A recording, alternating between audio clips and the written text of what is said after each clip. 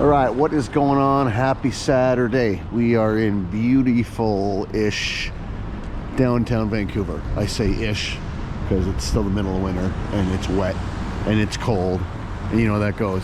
Anyhow, today we're gonna go all the way up there and pour some concrete. We got about I think it's about 600 or 700 yards today, but we'll go check in with the boys here and see what's going on.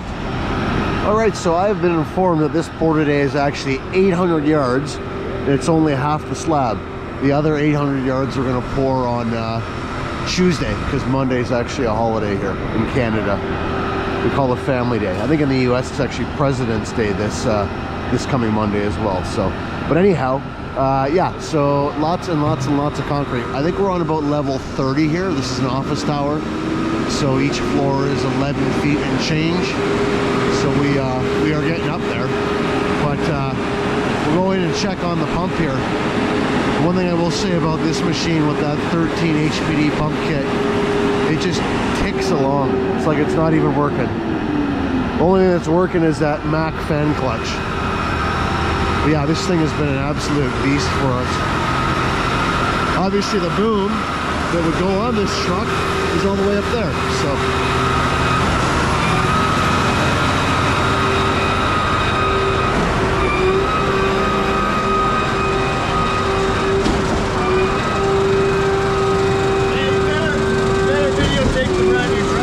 Yeah, Kevin wants us to show you his brand new truck. Look at this.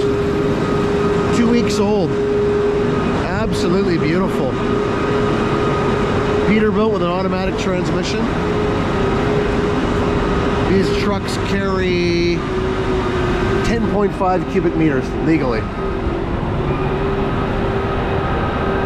And the tag axle there, they drop that down. I think it's anything over 3 meters. Let's ask him. Oh, you have a wireless remote control too. Yeah. Look at that. An Aircom wireless remote. Hey, I have a question for you. To drop the tag, is that 3 meters or more? It's 3.6, I believe. 3.6, the tag's got to be down. Yeah. Okay.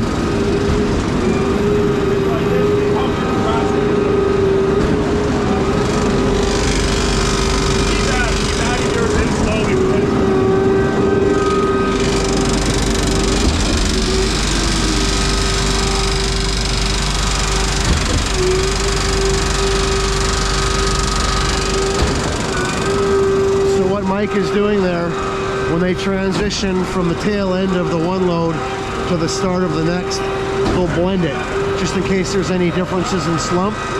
Also, the tail end of a load can be a little bit rockier, so they blend them together instead of just going completely empty on one and jumping straight to the other, just to minimize the chance of any sort of a potential segregation plug between the two loads of concrete. With this stuff, the slump is so good and the material is so good, it's a pretty slim chance, but it's just due diligence at this point. How fast are you pumping? I need to film the screen. So 75 meters an hour at averaging about 82 bar.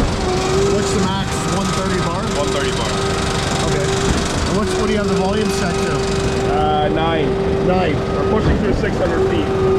You push it to 10, does it even go any faster? The pressure just goes up? Not even? Just goes up, doesn't really go any faster. Okay. So yeah, we got 75 meters an hour. Those displays on the remotes are a little bit optimistic. It's probably more like 65 meters an hour and about 85 bar. And this thing switched over to piston side. Max pressure is 130 bar. So we're getting it up there, and we got lots of room to play with in the event that we get a dry slump or we need a dry load for pouring stairs or something like that. So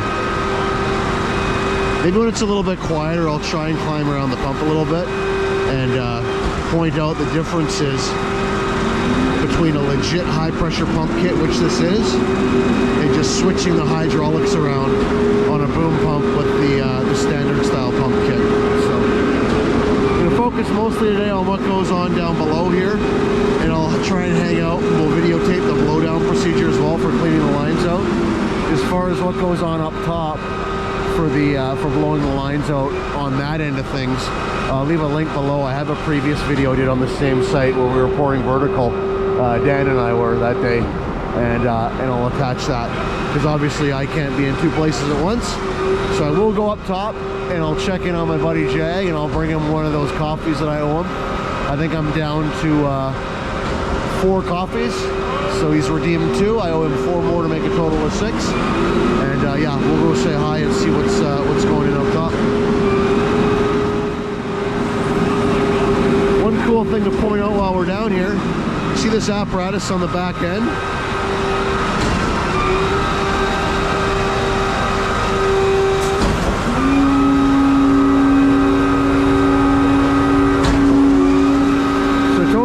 Built those, and what it does is, because of the slewing rear outriggers, the back end would dance around a lot, and you've got it connected to the diversion valve with a hard line, which you don't want. That'll put a lot of fatigue on the pipeline. So we created these little pads here, we chain them to the frame, and it calms that back end right down. It can't budge. Very clever. Mike's just pointing out when you get a good slump, like a real good slump. Kevin nailed it with his fancy new truck. Pressure drops down significantly. The volume's about the same. Yeah, the volume's exactly the same. And that's about as fast as it goes, basically, right? The pressure drops. Well, if I turn it up to 10 now, it'll go up faster. But the 2110, the truck mount, at the post office, it wasn't pumping any faster than that, was it? No. Nope. So you only really need it if you're going to go way higher, basically. Yeah, so for a job like this pump is totally sufficient. You'd only really need a higher pressure unit if you're going to go 50, 60, 70 stories. This thing will go 50, but I would think, yeah, get another 10, 15 floors, maybe you'll notice the volume kind of lagging on it a bit. We haven't pushed that high with it yet, so I guess we'll find out. But yeah, so far for this job here, it's been absolutely awesome. All right, across the street here, you see we got trucks lined up. Service is on point. And there she is, all the way up there. Just gonna run into Starbucks here and grab the boys a couple beverages. And my next task is going all the way up top. And no, I'm not taking the stairs. We will be taking the man lift today. All right, just back at the pump now. Mike's got his coffee, hot and fresh. We got a dryer load.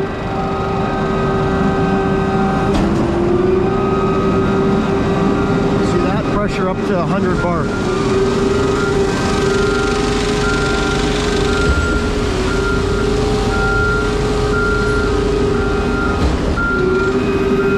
Take much. You got 600 feet of pipeline, you're going 400 feet vertical to really affect those pressures. It really comes down to the mix on jobs like this. Okay, we're gonna take Jag his coffee now. We're going for a walk.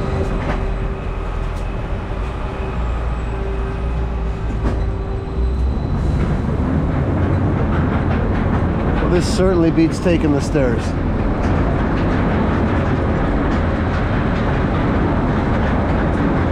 The view just gets better and better.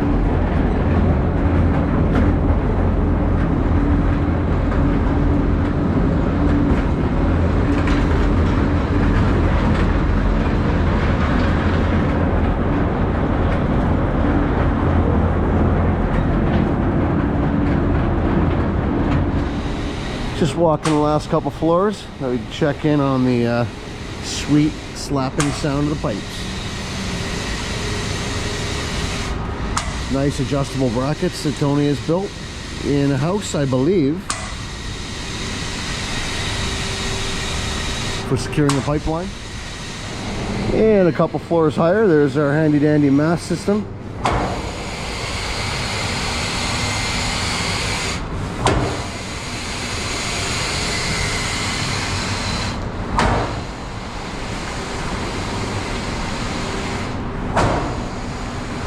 their self-climbing mechanism. By the time this video airs, I will probably have already released the video I did earlier this week with my buddy Dan there, where he actually climbed this exact same system on one of his job sites. So,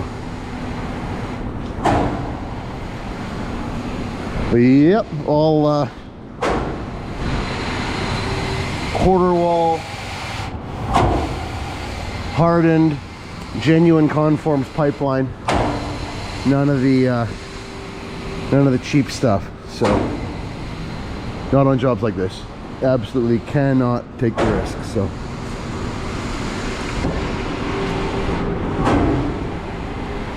anyhow, let's head on up the rest of the way. What was that? Am I what? You're here for the GoPro or for my coffee? For both.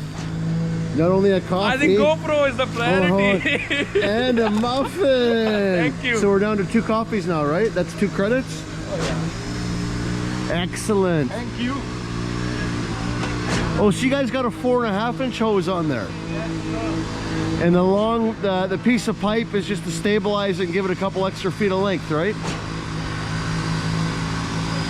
This is the best place to move. Yeah, well, it still keeps us within our 365 pound tip weight rating, I believe. So Jag, when you blow the sponge back, do you do it through the pipe or through the boom elbow? Through that pipe. Yeah, so then you can load more water in there too, right? Yes. It all makes perfect sense. So we pour a lot of water. Yeah, just flood it out with water. Yeah, because this mix is pour lots of water. full of chemical, full of cement, super sticky. So we're not even halfway, eh? And then you put Go Devil. And then the Go Devil. And then Go Devil. So Well, I already filmed the blowdown procedure before when I was here with Dan. And because I can only be in one spot at a time, I'm going to try and get back when we do the blowdown, and I'm going to film it going into the bin. Well, in the morning when we started, Yeah. did Tony tell you what happened? Well, we can't, yeah, I know. I heard the prime was tough. The grow came way too wet, Oh, yeah. and you guys had to work it back and forth for like an hour to get it through. That So too. what was the plug when it came out of the end of the boom? Was it segregated or what was it? It's segregated on level 28, 27. Yeah. So when we took strokes back and up, so it's segregated then there. Where So did you get a bunch of wet grout come out and then it plugged? yes. No, so- it didn't come out anything. Oh, you didn't get anything? It's segregated. It was like dry banny. It was? Yeah, it was like dry banny. The ground was like that, you know. That's And then- bizarre. And segregated. And then what happened was, it was in there. I tapped it. Yeah, It went up slowly. yeah, And then I said, Tony, take a stroke back. yeah. And he's asked me where it is. I said that it's the main right now. And then when he took stroke back, because of the gravity and that stroke, Yeah. it went down 3 floors. Really? Yeah, just 1 stroke. Even if you stop this placing boom right now, Yeah. you stop it, 3rd and 4th section is drained. Yeah, because the cylinders on the pump, I believe, push back. It goes down at least 1.5 floor. Does for it? sure. Yeah, that's probably just the cylinder on the pump pushing back. That's Mind you, would the volume of one cylinder be enough to go down? Because 3 floors is 4 pipes. Is And there then we 4 or pump- 5-inch pipes to 1 9-inch material cylinder? That is a good question. And then Where we does the pump- concrete go? Then we pump. Comment below. Where does it go? What's the theory? It fills up the hopper. You pump the Yeah. hopper low. Slowly you start pushing back in the hopper. Well, yeah, it'll push the one drive cylinder back, but once that stops, it shouldn't come through unless it was bleeding out between the cutting ring and the wear plate. With us before it starts adding up, topping up the hopper. It's come all the way up. And then on 24 meter also this happened with. Yeah. So that's just your drive cylinder pushing back. That's pretty normal. So then we'd hammer that. Unless you got like the newer 2110s, apparently they have a check valve that prevents the drive cylinder from being pushed back. So And then what we did was we hammered that thing, and then the main down, yeah, 2nd, 3rd, and 4th all the way down. yeah, And then I went down on level 29, hammered everything. yeah, Slowly, 1 stroke up, 1 stroke up. Slowly it started pushing, yeah. and then hammering. I hammered all the way up, and then once it was there in the main, Yeah, then I shake the boom like. luckily, While he was pumping, yeah, you I shaking it. shake it like really fast, and then yeah. Luckily, it's winter time. If it were summertime and it were hot, And then we didn't have a crane. yeah, but no, if it were summertime and it were hot, you would probably just blow it out right away. You wouldn't want to mess around with it. So, otherwise, you could get yourself in big doo-doo. As it was here, I had a snap clamp. Yeah. I was thinking if we can take off that small pipe. You see that snap clamp? 2 snap clamps? Yeah. Yeah, copy. Oh yeah, the weather is good, everything is good. Thanks for asking. Well, you guys are so cordial. Oh yeah. So those 2 snap clamps? Yeah. So I was thinking you take off that snap clamp, Yeah. ask him to send 20-footer 4-inch, Yeah. and then you put elbow there. I have an elbow on site. Yeah. Elbow and then Yeah, reducer. pop it through. And then get it through there, and then you put Benny there. Yeah. 2 buckets Benny, and then you prime it. We've done that before, actually. Yes, It yeah. would just be really crappy because the boom is so high up off the deck right now. I think all the time you would spend to do it because of its current position. At some point, you're better just to abort it, blow it back, and try again. But we have done that before. That thing is, the grout is expensive, and then you're Yeah, but so is 40 stories of pipe. So 600 bucks worth of grout is yeah, sometimes the more feasible option. Anyhow, you got it through. It's a good story, right? Good learning experience. It's the exact same thing you do if you plug up priming on the boom pump. You just work it back and forth. Don't jam it in there too hard to the point or beyond the point of no return. And last resort, put a sponge with a bucket of bentonite in front of it, suck it back in the hopper, try again. Yeah. Easy peasy, right? Yeah, I'm gonna take a little walk around here, check out the view. The best thing is, our main guy was happy. The main guy was happy. Yeah, the boss was on the pump, so. Look at that view. Man, oh man. Okay, I just started filming, don't worry, I didn't get that.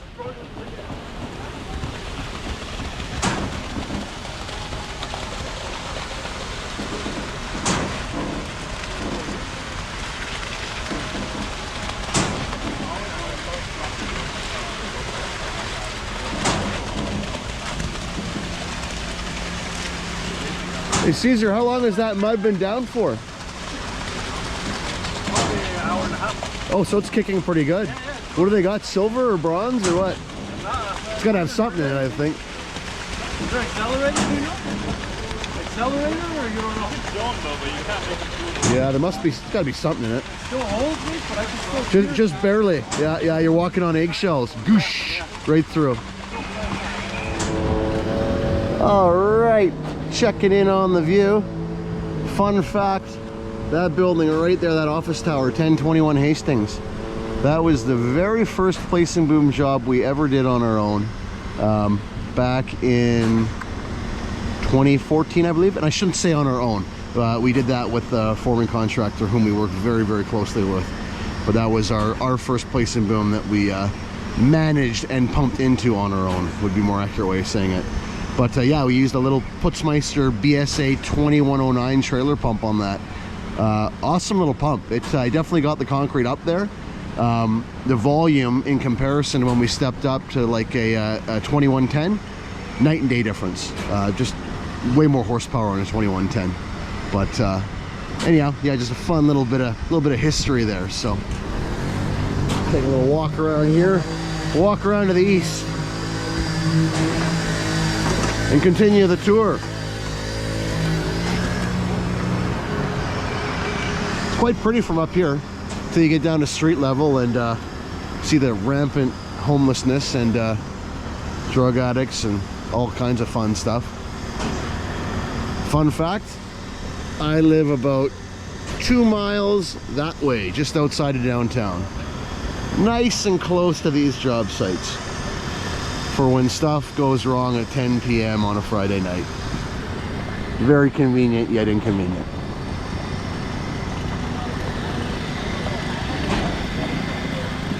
So you can see a little better from this distance, that 5-inch pipe we got hanging there. That is because of the Z-boom. They run out of working range when they're pouring in around the core inside there. So they add that on to get a little more length. Like I said, it does not put the tip rating overweight. So, and it said it's also really handy when they go to clean out. You can fill that whole pipe with water rather than just having the elbow to contain water. So you have a lot more water in there for a nice Nice squeaky clean pipes when you're all done.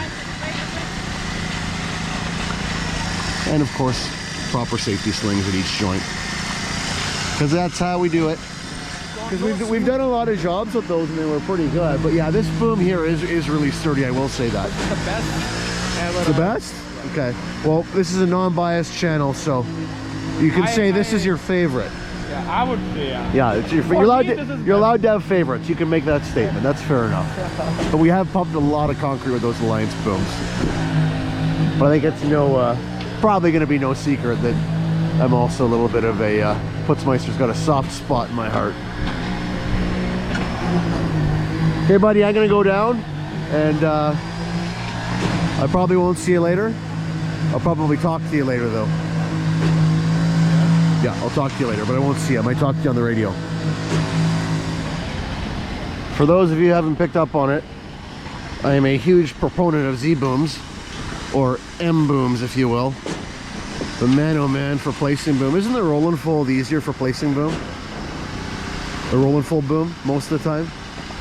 Z is more, I like it. But even for placing boom, you like it better? Yeah, but when it comes to tight spots, yeah, roll and fold. Yeah, because you're always working below the level of the mast, right? And then see that core, by the core? Yeah. See that walls right there, roll and fold is like awesome. Oh, because you can't, that's why you need the long hose to get in there. Yeah.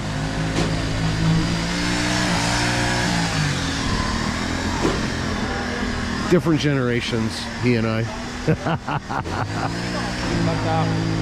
these are more smoother than roll and fold. That's nice. You think so?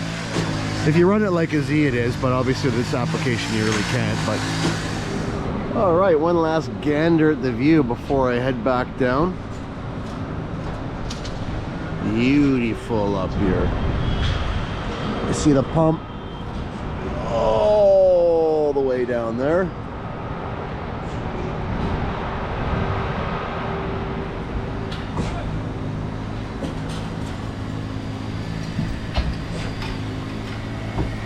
Chugging along, ticky boo, as a senior citizen might say. All right, so you got to be a little over the halfway mark here. We'll just check in with my buddy Mike and see what he says. I'm gonna check out one other thing here before I'm done. How many meters in? 328. So that's like that was close. Good save, good save. We're only 320. Oh boy, okay. I don't think it's gonna be 600. I want to come back for the blowdown. I'm working on something here. So what I'm working on here,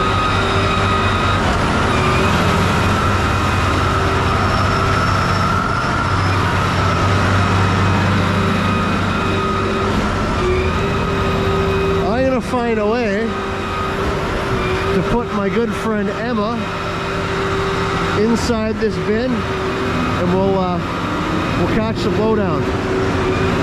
My theory is the sponge will be buoyant enough that as the bin fills with concrete, it'll just float right to the surface. I guess we'll find out once we put theory into practice here. So stay tuned for that. We'll come back and catch the whole blowdown procedure. It's gonna be great, I promise. Okay, the sponge is definitely going in the blow-up box. Hey? I said the sponge with the camera on it is definitely going in the blow-up box. I'm gonna perch it right in the corner and we'll just let it just do its thing. It'll be great.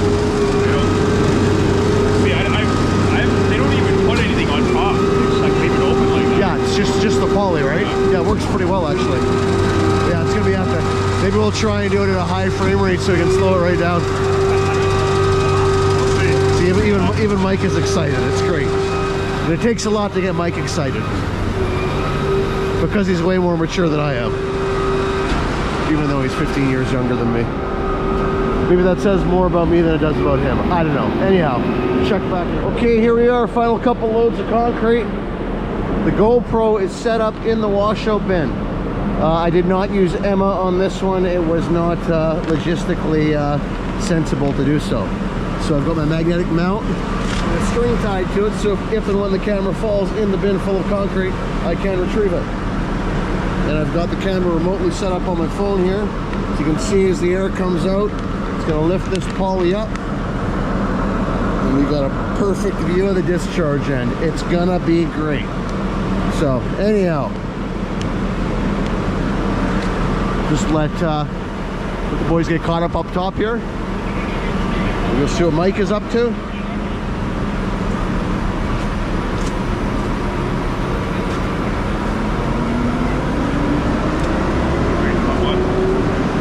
Mike's got his bentonite ready. What he's going to do, before we blow down, he'll throw the bentonite into that elbow right there. That'll prime the line going into the blow-up bin, so we don't risk having a dry pack before the concrete ever reaches the end of that pipe. He's got a sponge in this elbow, as such that when the valve switches over, this elbow will line up with the feed line from the pump. You can picture that. It swings over. We'll suck that right back in the pump. The elbow that is currently leading to our tower up top will swing over and it will be in line with this diversion valve. So we put that primer in there now. It falls in here and should be slicked up, ready to go.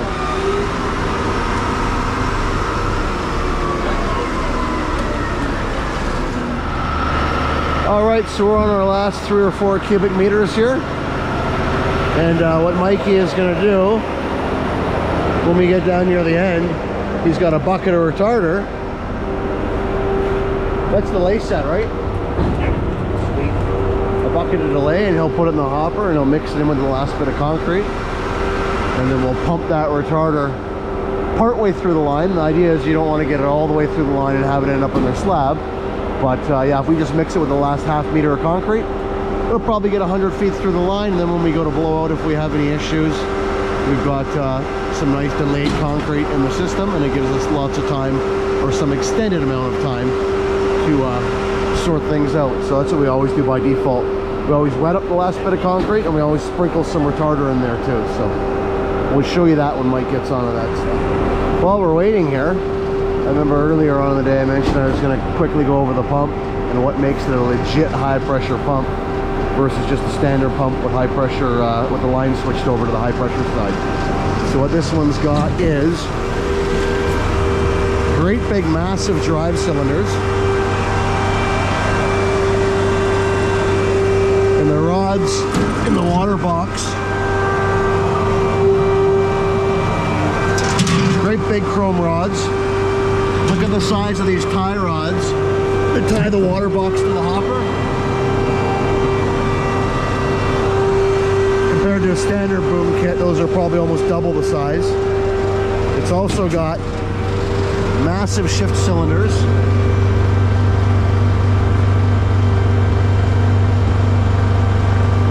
You can also see where those rods tie into the box here, how reinforced it is. And it's also got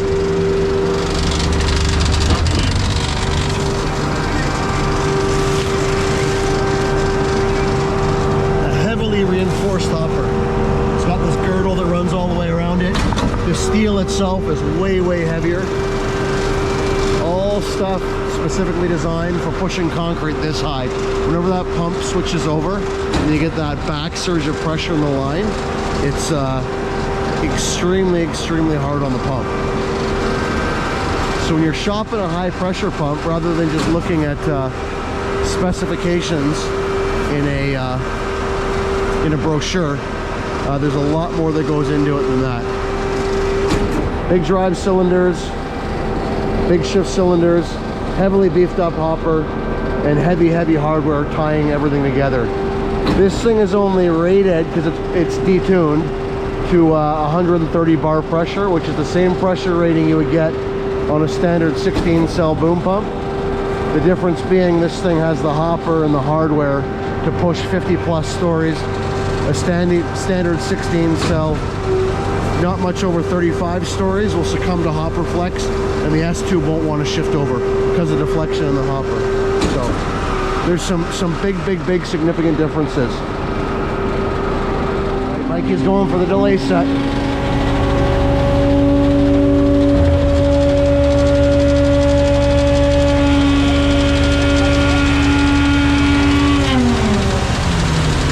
And he'll just sprinkle that in there a little bit at a time with the last bit of concrete here. Just a little bit goes a long way. Like I said, we'll try and get that at least 100 feet through the line. So we always do that. Not worth getting complacent and not doing that, because the day that you do have an issue with your blowout, you'll be very, very thankful that you did this. So we make it standard practice.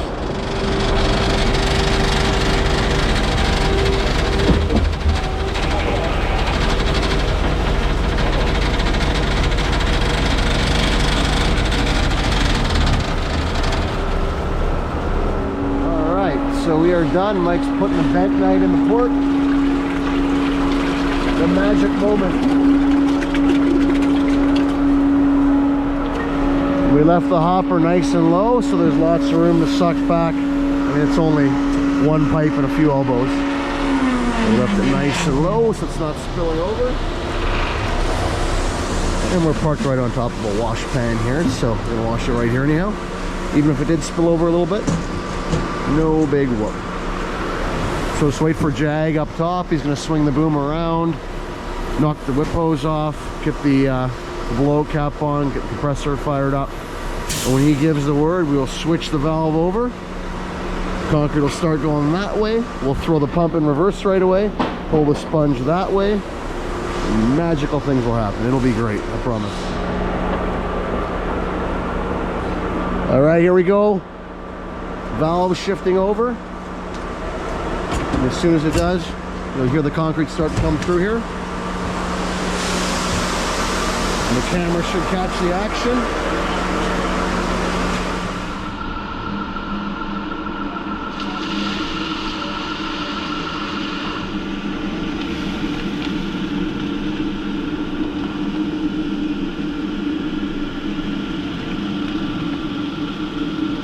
Wow, it's beautiful, it's working.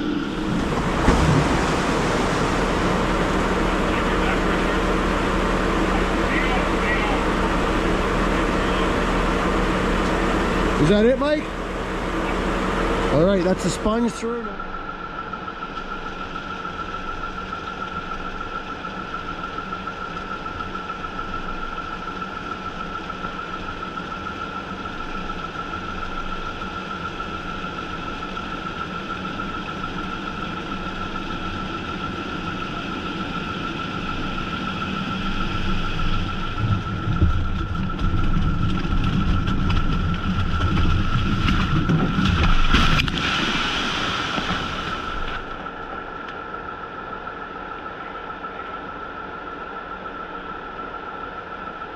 Is that it, Mike? All right, that's the sponge. Now Mike is going to throw this thing into reverse and suck the sponge back.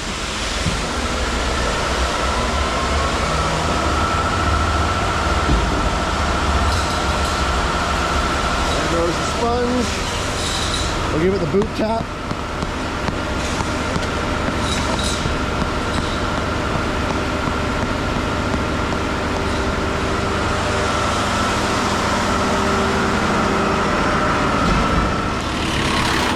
All right, Mike's just pulling this apart while Jag's loading in a bunch of water and then a Go Devil behind it, and that'll be our final round.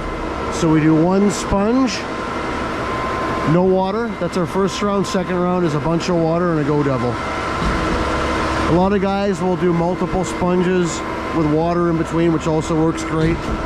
We've just found that the Go Devil scrapes everything nice and clean, and it's just a little bit quicker, and that's just the way that we do it. So to each their own. All right, I've been informed the Go Devil is on the way. I repeat, the Go Devil is on the way.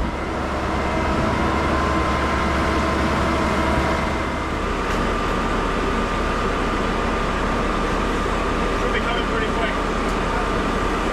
Yeah, I got all the water.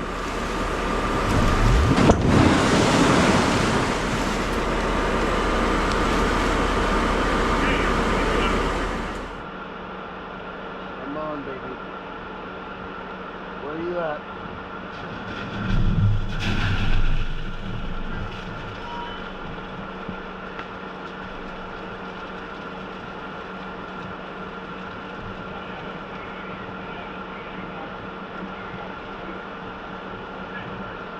Go Devil should be right behind.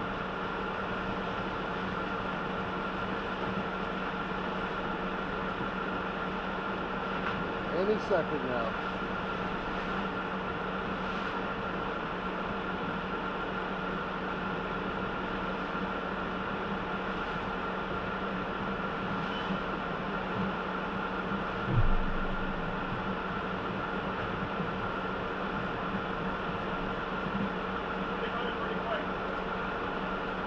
Yeah, I got all the water.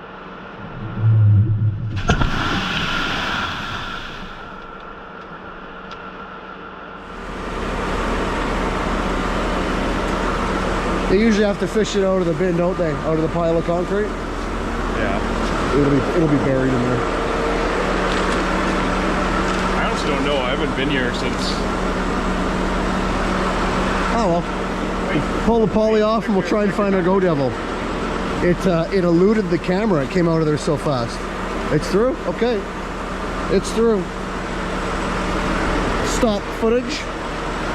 And yeah, anyhow, we'll pull the lid off this thing and try and find our Go Devil because they're worth about $100 now. So check back in a bit.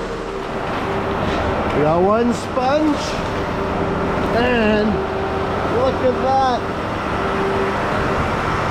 Climb the railing here to show you. One happy Go Devil. I was just going on about the sponge that got chopped in the hopper and I almost forgot the Go Devil. Bring this thing to safety. Come here, friend.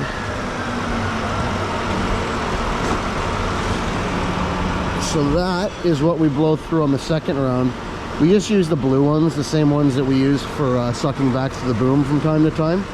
I know they also have black ones that are a lot firmer material. They're actually recommended for a high-rise system, but we've always had good luck with those. So, oh, you'll live to see another day. Anyhow, pet peeve about these square foam sponges. You can wring them out and wring them out and rinse them and rinse them and rinse them. And you leave them for a couple days and they're still like cinder blocks. So yeah, I'm a much bigger fan of the rubberized orange round foam balls, but that's just me. Mikey's just finishing his washout here. Oh, we lost the sponge. Oh man, that might have ruined my long weekend. Oh well. Anyhow, I better put the camera down and give this guy some help.